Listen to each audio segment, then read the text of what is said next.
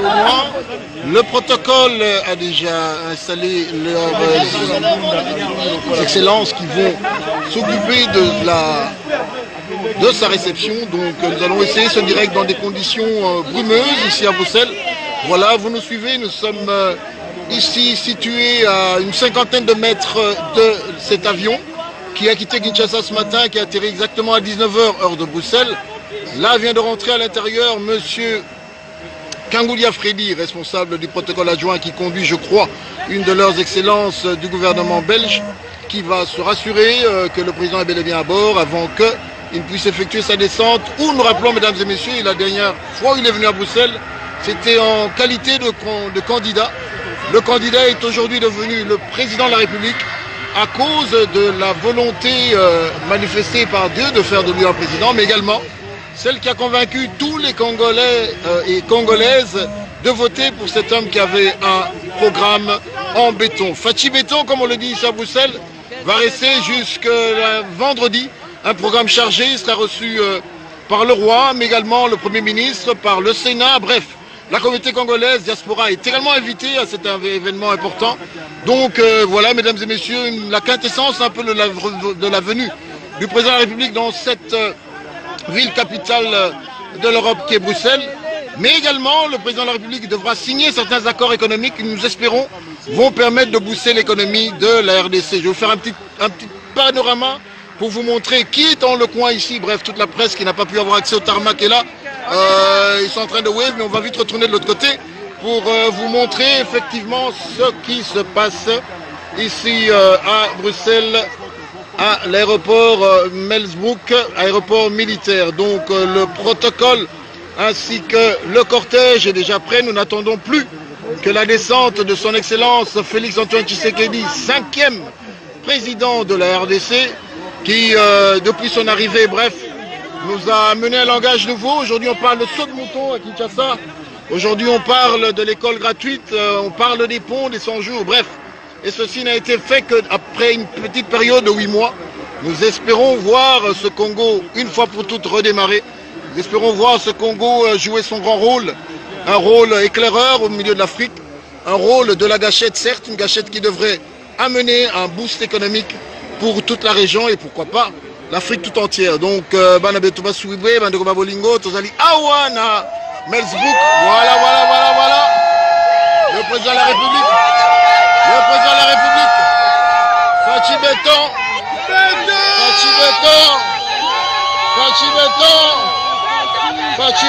comme on l'appelle. Voilà, Fachi Béton. Voilà. On l'appelle des boulonnards. C'est ça. Non, la presse présidentielle est au tarmac, ne perdez pas de vue, j'ai 2 caméramens, un photographe. J'ai préféré prendre cet angle pour vous montrer ce que je voyais. Donc nous sommes bel et bien représentés, donc voilà. Pas de polémique. Le drapeau est bel et bien là, regardez, par la magie, le drapeau maintenant est en train de, à cause du vent, s'élever. Même le drapeau a constaté que Fachi est dans la maison. Donc, oui. Ça c'était juste pour rire. Donc c'est rien, Fachi Béton en bas au loin. Fachi Béton.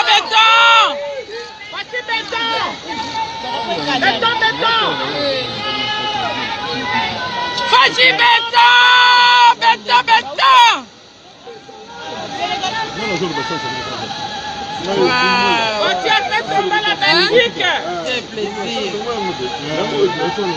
Aéroport de Melsbrook pour ceux qui revenaient en ligne pour l'heure. Donc voilà, nous vous faisons vivre ces images historiques. Salut à tous les fidèles de www.bonganamedia.com. Que vous êtes nombreux devant vos postes téléviseurs. Vous avez vraiment une bonne émission à Bino. La vérité, à la source sur Macao. Comme vous le savez très bien, l'actualité est primée par l'arrivée de Fachi à Bruxelles, en Belgique. Et les autres, on a base, Maloba, ni makanisi à base, ni kanisa papa arrivé parce qu'il y avait beaucoup de choses que le Bamina Sima est arrivé na Okéina Belgique. Tous on a Abécho le mouton bien combattant à solo ou à Yebi Goloba. Bonjour Abécho. Oui, bonjour papa Koye Bagoloba Ezaka grâce à Tshisekedi. parce que Tshisekedi a tiré les biso indiscipline, mais Tshisekedi a tiré les biso amour ya ba Congolais. Même yo ato zano na lamuka problème exact c'est la démocratie. Donc respecter en tant que citoyen congolais. Bref kaka moko esengeli peuple à comprendre que batu ba memi tribalisme ezal bata lamuka à travers ndeko na Martin Fayulu na ndeko na Freddy parce que moi je suis du bandu de Mubunda Dio fa 100%. Mais yo moko yo ki na cité baloba nini IDPS c'est ça association baluba. Mais awa nazo dondo koleka kuto baluba na IDPS. Na jia ko sakanate. Ozona na ndeko na pona koloba keno na IDPS bazana capacité motu nyonso. Soko za muluba ozana IDPS ozana ba capacité na yo, tu vas travailler. Yango so mona fatia lubike lokola IDPS abundi pona ko conserver unité nationale, pona ko conserver dignité nationale ya congolais. Vieux Freddy yaka kende administrateur abad. Wana peuple amona kate. Orike na IDPS c'est ça ba compétent ba ko tinda kuna. Mais poto teka Congo te, to kabona bandu nona ka saité. Beni kende na ba Rwanda te, vieux yaka to conserver unité nationale. Wana zaka Tshisekedi fois salango. Wa zaka Tshisekedi fois salango. Na yeba vrai communes zaranal parce que au lobo za mutabandu. Ba comprendre vrai communes zaranal. Soko yena bandu ndoki kombo ba bengi onken. Wana mubunda idiofa. Kombo nangeza lumbu onken trésor. Wana kombo nanga na tangi école primaire na EP Kimpanza na Kikwit na bandi mwandamba ya école secondaire première secondaire na deuxième avant na yawa na institut de la fraternité infra na Kikwit mutu nyosa yebi infra les écoles ya deux niveaux yebani pour les écoles catholiques totangi wana tozana ba collègue mais baza ba komona ba comme biso et ça le ko ba musuti aza candidat président de la République azolo bake il est de bandu mais ba camarade ne ba mona na raté Osolanda Congo tozana constitution. Oh, tout le monde doit respecter la constitution congolaise. Je vous dis la vérité, papa journaliste, c'est l'IDPS qui a un statut et un règlement d'ordre intérieur. À tout cas, parti lié à cash. Il y a IDPS, basé un règlement boité. Donc quand on parle de la politique, il faut commencer d'abord à citer les noms de l'IDPS. Parce qu'en 87, malgré l'IDPS a été créé en 82, mais en 87 déjà, pour parler les noms du Mobutu dans le public, boy. Et ça c'est une chose grave. Mais il faut être Tshisekedi, il faut être le commissaire du peuple. Pour le que Mobutu, tu es tenté d'exagérer. Tant Mobutu a abolir la constitution à la première république, et à la première république, l'article 4, parce que le papa n'a pas Kassavou, Batika a multipartisme. Mobutu, tant a sali coup d'état, il y a un série Kasavubu babako ezalaki ba MLC ezalaki pour multipartisme batika biso Mobutu pour fandi sa dictature mais qu'est-ce qu'il a fait a quelque quoi abolir article 4 ya constitution de la première république où ezako autoriser multipartisme a fandi sa dictature mais il faut être Tshisekedi il faut être les 13 parlementaires pour non nous voulons le multipartisme mais les autres quand les gens parlent quoi ba Martin Fayulu excusez-moi de citer son nom parce que son nom c'est déjà du passé c'est l'histoire mais so na so pona ko recadrer bandeko ya poto ba ko loba n'importe quoi est arrivé à président Félix Tshisekedi. Biso na kata Congo to comprendre que la Muka était une association des escrocs. Bango ko to bazana poto ba liaka bien. Ba melaka bien ba ko travailler à $100 ko tana poche. Ozolanda papa nanga. On les ba réfléchir plus que biso mais ba ko kende ba polémique inutile. Ozolanda papa nanga. C'est regrettable. Hein? Les locaux congolais sont à perdre des dignitaires naï. Est-ce que mboka loko l'Afrique du Sud ba ko sakana ba congolais. Afrique du Sud à partir de ko sila kana ba 90 ans. Et Moutouassi, c'est le président Mobutu. Afrique du Sud, il ne savait pas parler même l'anglais, même le français. Et c'est ce qu'il y a en Afrique du Sud. Ce qui est l'Afrique du Sud, c'est pourquoi. À cause de l'unité. L'Union Félix, c'est le président de la République. Quelle constitution, quel article de la constitution ont Félix Tshisekedi a violé déjà depuis sa président de la République. Les choses que nous attendons à M. Kabila pendant 18 ans, les choses que nous attendons à M. Mobutu pendant 32 ans au pouvoir, Félix Tshisekedi est tenté de les réaliser à 8 mois seulement. Mais pourquoi Bango Liban Poto dans la haine? Il y a un début dans Bandelo déjà que non, l'IDPS c'est pour l'amour. Merci, l'IDPS c'est pour l'amour, c'est le mot que je retiens à la fin à Malobanayo. Mais dès que l'actualité, ils ont gagné ma casse arrivé à présent en Belgique. Mais nous avons présent ça qui était dans l'aéroport, mais habité et le moment qui des autres Salema, Baroyambete, Nîmes, Sigo Bino, vous avez qui Nîmes vraiment, vous pourrez vous attendre d'arriver.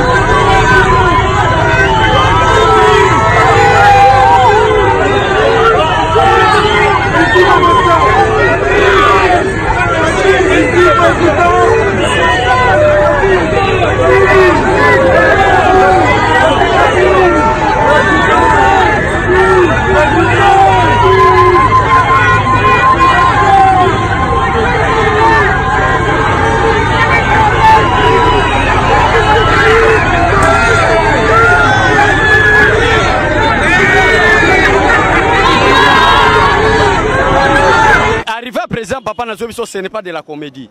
Jour comme on a na lobby le kuta papa parce que ben image etika laka. Oya okanganga. Tout président du monde baro ba même banga sok Félix Tshisekedi. Ça ce n'est pas culte de personnalité, c'est la vérité. Il n'y a qu'un seul président au monde au tango ko ya. Talaka so ina ebiso ko buka na ko seka awa. Talaka na Angola ba lobiki Lorenzo Tolembi o Fatiaya.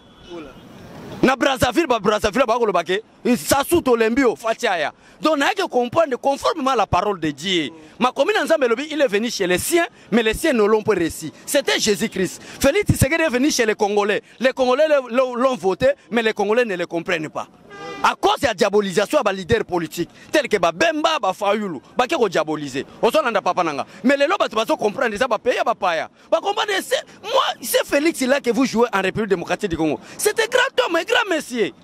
La sécurité belge babimisi et la sécurité ba président américain et Félix Tshisekedi le lo comme na ba dimension ya kolega me ba président américain nazo ko yebso makamba solo vraiment abe sholo ko ba na yo na yeba est-ce que base oyo ba combattant o ba bundaki na kala kuna na mboka libanda ba diaspora est-ce que ça même base o ba s'opposer na Félix Tombenderi? Le Congolais bokoto l'air est grave plus que grave. L'air a sonné, il est temps. Il y a qu'on libérer Mboka Nabiso, o ezali mabele, il y a Mvuluzi, alobaka banane, bako bimalibanda, bako défendre Congo. O ezali mabele, ya frère Nabiso, comment on a tombeau na été Arma Tungulu, a Koufa Kakaboe, jusqu'à aujourd'hui. Combat tout au sali angona poto, lelo oyo, Félix Tshilolo, alias Tshikololo, les corbeaux et renal. A trahisé Mboka Nabiso a kende yemoko na famille na ya IDPS o babane ko pesa peuple congolais espoir o bango basali babundi bitumba ya 36 ans 37 ans lelo Félix a trahisé Mboka Nabiso a teki Congo biso etake ba diaspora oyo tosimbi pumo ya économie ya Congo ya plus de 10 milliards de dollars. Ba occupant na ba accompagnateur bazalaka na 4 milliards de dollars malgré ba fabriquer Félix Tshilolo. Félix c'est pas yé kokota kaka na budget ya 4 milliards de dollars. Yango tolobi peuple congolais Congo ezali ya ba Rwandais te ya ba Ougandais te. To sengi na bino tout ba congolais ya Belgique, ya France, ya Allemagne, ya Hollande, bozwa ba congé surtout à na Belgique. Ba docteur, ba infirmier, ba tout boza ko sala awa ba aide soignante mardi le 17 na 10h du matin biso tout na porte na mire boya tozo bunana IDPS ezo bunana Congo ezo bunana ba Kasaye o baza contre Félix ezo bunana bana ba Congo na bana Bandundu Sud Kivu Nord Kivu Kindu Manyema Kisangani Équateur ba Congo Katanga Kinshasa tozana besoin na bino tout ba maman ba jeune il y a 18 ans 19 ans 20 ans 25 ans tina likolo il fait to kanga Félix Tshilolo les 17 ezali marche kanenge bandeko balobaki les 18 lokola yazali na parti politique ya ba tribal abengisi bandeko na ya village akabi ba 4 euros asomi ba combattant musu na 5 000 euros plus ba musu ba zuba 3 000 euros na kamere aye ko corrompre ba mama latisi ba mama bilamba le likola 200 euros yango tolobi biso tout na place Ezer les 18 wana après ba sitingo to salele na moi rendez-vous to kuta en Ezer to sila na bango fara far to koeba est-ce que biso ba congolais to teki Congo ou bien Tshilolo motateki Congo bo banga eloko te tozana ba marli tozana ba aigle tozana ba papa Zoroti France tozana papa Edina ba commander so tokozalana liboso makambo soki ba kinois bana kini ba kokai Félix te biso toko esaye awa pe tokokanga te wane komi guerre ya N tribo oyo ndeko na biso bokechu na bangwanda bako sala Papa Ngwanda, vous êtes papa n'a pas fingoté parce que ton message n'a une discipline. Mais c'est qu'il faut recadrer aux gens un principe constitutionnel. Il n'y a qu'un chef de l'État qui est le garant de la nation, c'est Félix Tshisekedi. À l'objet de décrispation politique. Batouba Kobosana, na décrispation politique, Rositi Mangakufa na lemba. Mais le loba Moïse Baye na pété ça qui lisa c'est bête ma décrispation politique. Osolan, ba bemba bazongi kala. Bemba ye moko yebike era ya wa série Joseph Kabila toko lo ba décrispation politique. Ba kenda ko laisser nanda ko tata na ye. Ba boya la nanda ko maman na ye na papa. Nanda ko na ye ma kela laisser nanda ko tata na ye. Ça c'est manque à respect à grade à mon nene lokola Jean-Pierre Bemba. Mais Félix Alobi c'est la démocratie. C'est d'ailleurs notre élite. Nous devons respecter la démocratie. Bemba boza ba leader d'opinion. Moïse boza ba leader d'opinion. To yeba nino na mazembeme, o yeba nikak. Bozo ngana terre, boza la makamuna bino. Lelo bazangi na terre papa journaliste. Et à un moment donné, et so pesa na kanda. Au talibo ketu boy même le verbe être au ta présent yebi ko conjuguer. Mais na zota la lelo que Félix, azana souci ko pesa congolais no so musala. Boketu ko sala wapi. Quelqu'un qui ne sait même pas écrire son nom. Donc ce que Boketu, c'était bourrique de naissance papa na ko yebisa yo. Makamwa koloba azo maîtriser en côté. Nazo yebisa yo. Avant c'est l'émission Amélie Drogue. Awa fait fatie wana kiti. Papa bo tel les a inondé na ba congolais. Balbi Félix Tshisekedi sauveur. Félix Tshisekedi Moïse. Non, ce n'est pas Moïse, c'est Josué. Parce que Moïse a kufa Josué na kosibiso la terre ozo couler miel na milik.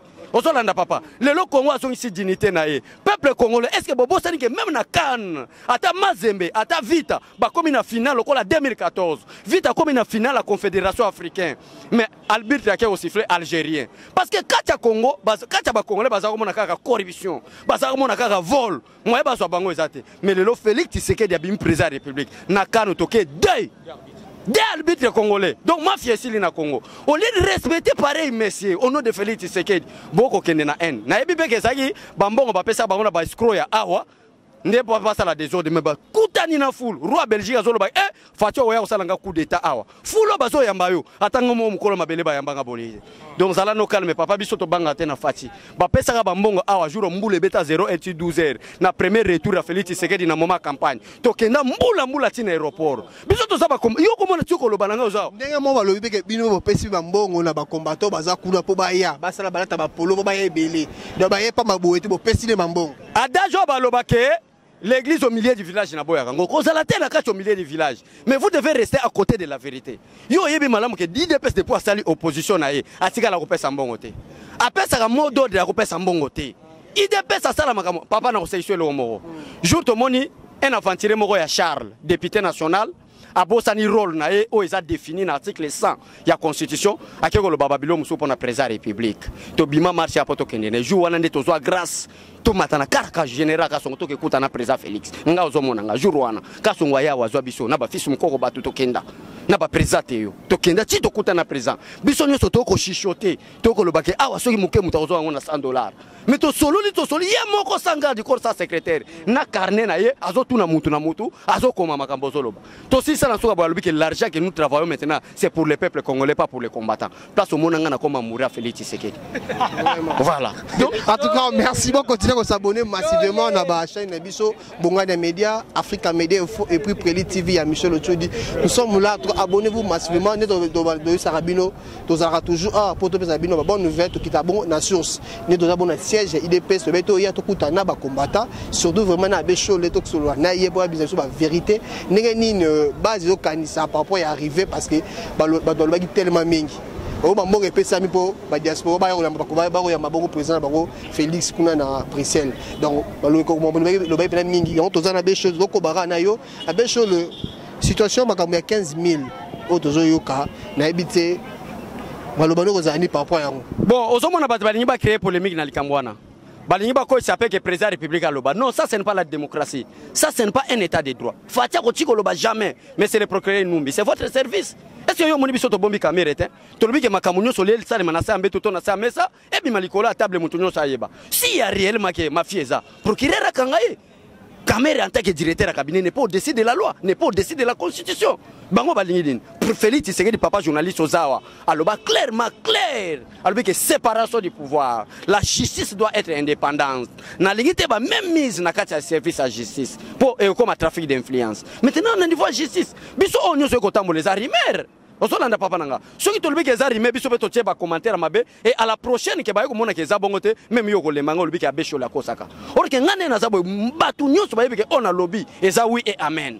Et ça non soit Tshisekedi atika biso. Loko le tomboli mingi même ba journaliste na niveau local na ba réseaux sociaux ba lobele yango. Et ça maintenant na procureur à l'enquête. Soki procureur à l'enquête ba lobi ke oui il y a bel et bien vol ou détournement. Il y a 15 millions. À ce moment-là, Mouto Yibaki Yango, quel que soit le niveau naïe, et Sengele a démissionné Pambate, mais pas même la justice. Parce que dans l'État IDPS, voler même 100 francs, il y a qu'est-ce à l'État. C'est plus, c'est très important même Mouto Yo, Abomi Mouto. Parce que dès qu'il y a des degrés 15 millions, Abomi combien d'esprit? Donc Mouto Yibi 15 millions, na Mouto 100 francs. 100 francs, na Mouto Abomi Mouto. C'est le pensée à IDPS à Tshisekedi Wamulumba. Il faut arrêter celui qui a pillé 100 francs. Parce qu'il a détruit les Congolais. Corruption est moko matière IDPS à marté là na nenga osanganate. Depuis Kabila era comme pouvoir, aye pouvoir yo yeba kinenga kotaki. Kanisa prestation semaine en 2001. Même François Zakolo bango mabe. Osolan, tango recadrer makambo après 8 mois. Tala nenga yaki po yibi. Osolan, Félix Tshisekedi est seul président na Congo. Ndaku na bango yebani. Bana quartier na bango ba yebani. Village na ya yebani. Papa na ya yebani. Depuis bakasavu.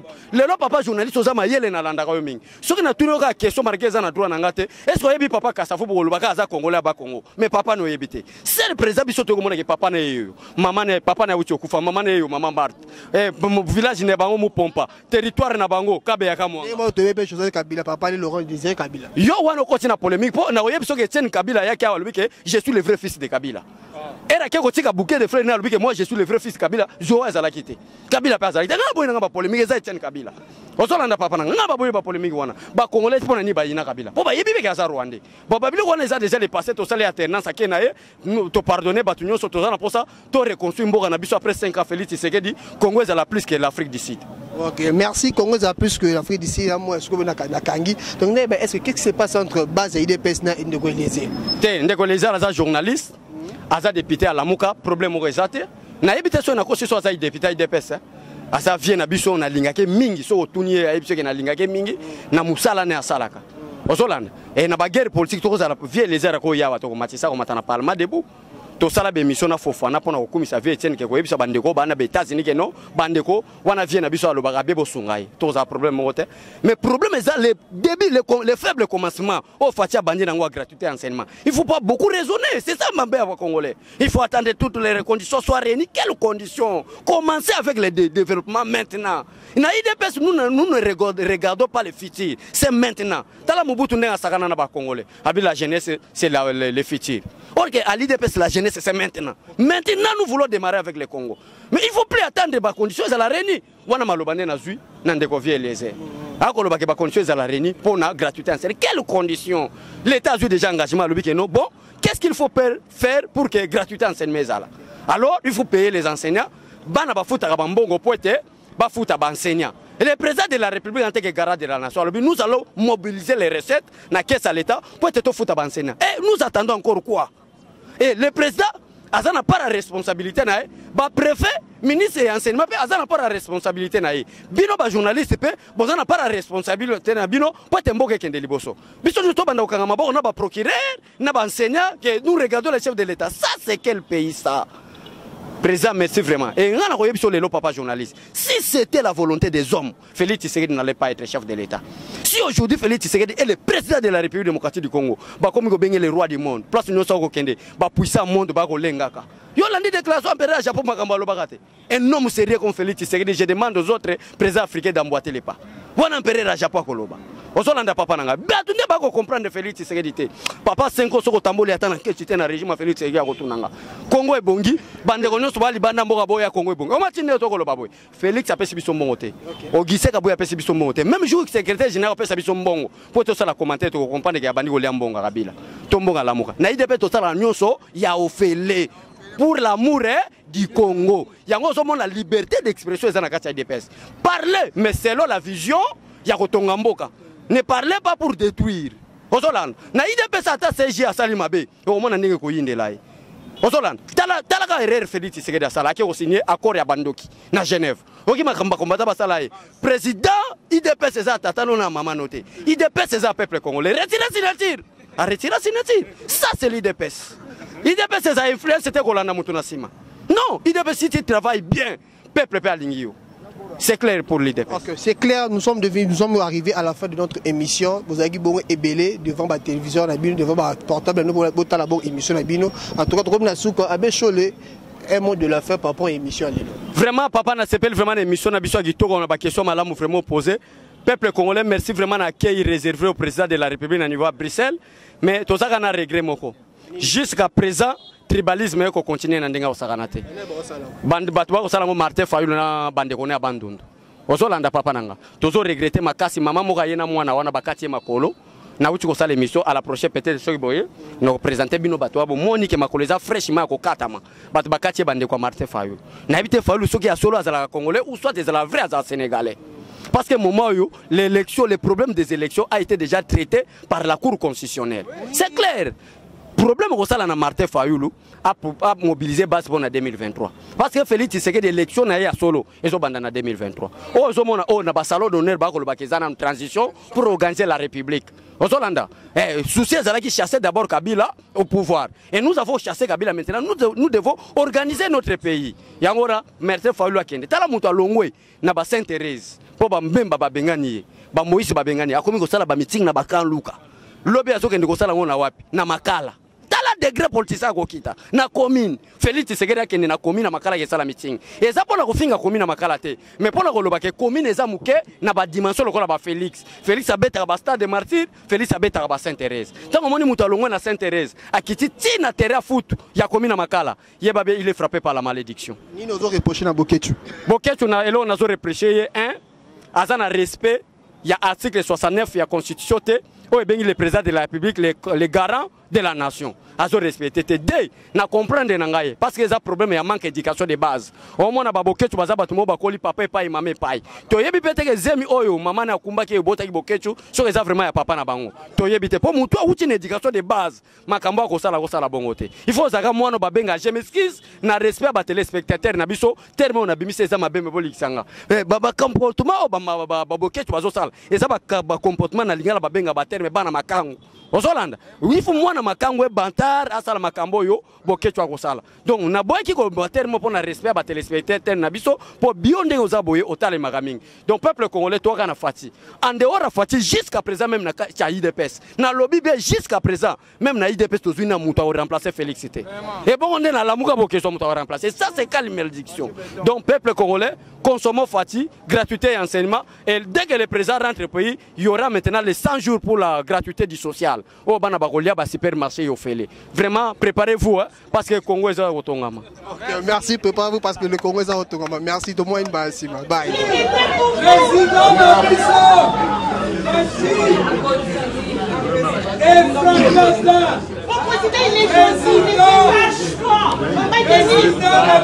Maman Denis, je suis de la femme forte derrière vous. Maman Denis, on dit c'est le peuple d'abord. Le peuple d'abord.